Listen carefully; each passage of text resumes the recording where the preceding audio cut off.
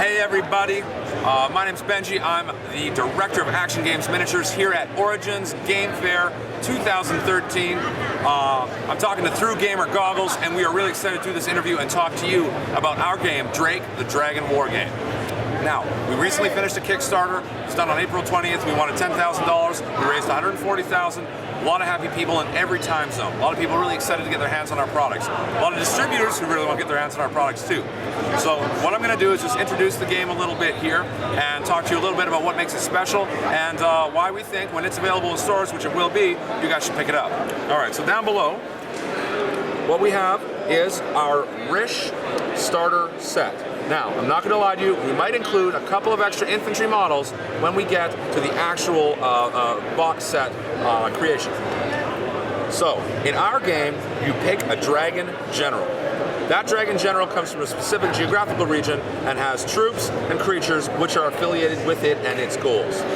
The Dragon has at its disposal cousins, which are creatures from the ancient world that have a symbiotic relationship in some fashion with the dragon. Much like how we have dogs, cats, parakeets, apes, and chimps, so they have creatures like this. This is the Yeve, and the Yeve breathes poison gas, which floats around the battlefield and is quite dangerous.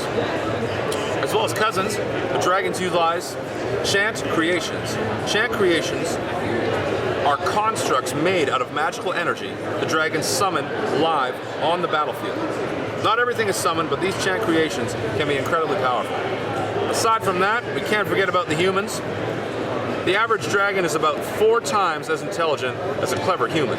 So there's really no contest, there's no real dragon slaying humans, and humans certainly do not ride the dragons.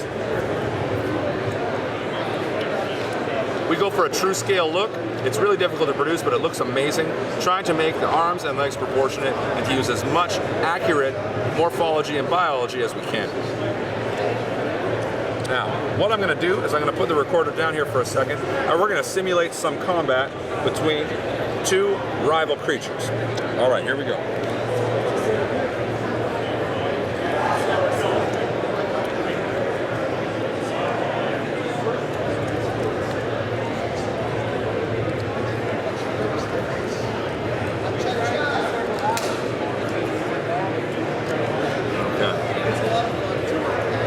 Here we have the Great Master, a Garrett Force Chant Creation. And he is scouting ahead of his dragon and has come across 3 Rivercrest Elite Swordsmen. Now, Great Master is worth 25 points. The Rivercrest Swordsmen come in at 5 points apiece, so he has a 10-point advantage. Let's see who goes first. Red for the Great Master.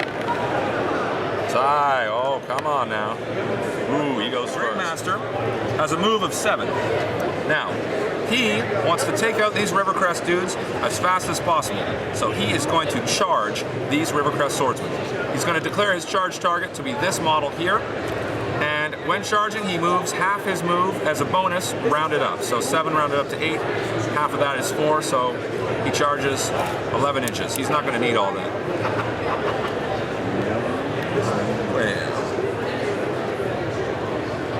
Because his charge is successful, he gets +1 to hit. The Great Master has 2 listed attacks called Deadly Strikes, so I'm going to take 1 dice for each of those. He also has 3 actions. Actions can be used for a variety of things, but at this point in time, he's going to want to spend those on attacks. So that brings his attack total number to 5, and he has a +1 to hit for his successful charge. The Rivercrest Swordsmen have a dexterity value of 5, which means the Great Master has to meet or exceed the dexterity value in order to score a hit. So he's going to roll 3 dice versus this unlucky sucker, and 2 dice versus that guy. So for this guy here, 2 5s, barely hitting, but hitting. So I'm going to put these 2 dice by him to show that he's been hit twice with 2 5s. On this fella here, we're going to call those cock dice here. 2 and a 1, he misses. Holy smokes. Okay, 2 hits. The Great Master has an attack skill of 3. And 3 is pretty good, which means for each hit, he rolls 3 dice against his opponent's armor. And as it stands now, he has to equal or exceed his opponent's armor. So I'm going to take these. So that's 3 dice for his first hit, 3 dice for his second hit. The Rivercrest Swordsmen have an armor value of 6. They do have +1 dex against ranged attacks, but that's not helping them here since this is melee. So, armor of 6, equal or exceed armor of 6, and this poor guy has all these dice against his 6. With 1 hit point, let's see if he survives. 7. 10. Bam. Kind of bad rolling. He is toast. Now, if he would have only taken 1 hit, he would have got to do a constitution check to see if, even though his guts are spilling out, he can still survive for another turn. Usually people only survive 1 extra turn with a constitution check. However, because he suffered 2 hit points of damage, and he only has 1 listed hit point that exceeds his listed total, so he's removed. All right, okay. Now it's time for the Rivercrest Swordsman to riposte. This one is gonna wield. Oh, the Great Master's operation ends at this point because he's spent all his actions and he's done attacking. This guy's gonna wheel. He doesn't have enough space to charge, charging requiring 2 inches.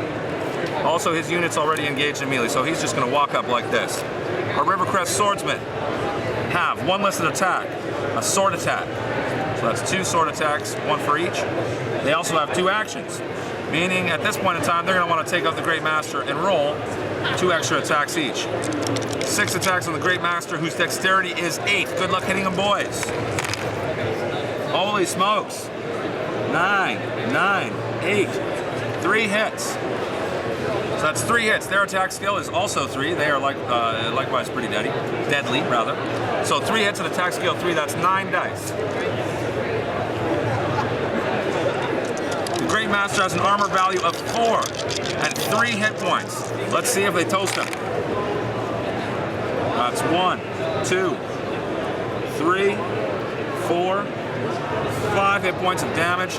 Unlucky to say the least. Bam, he is toast. I gotta give it up for the Rivercrest Swordsman here today.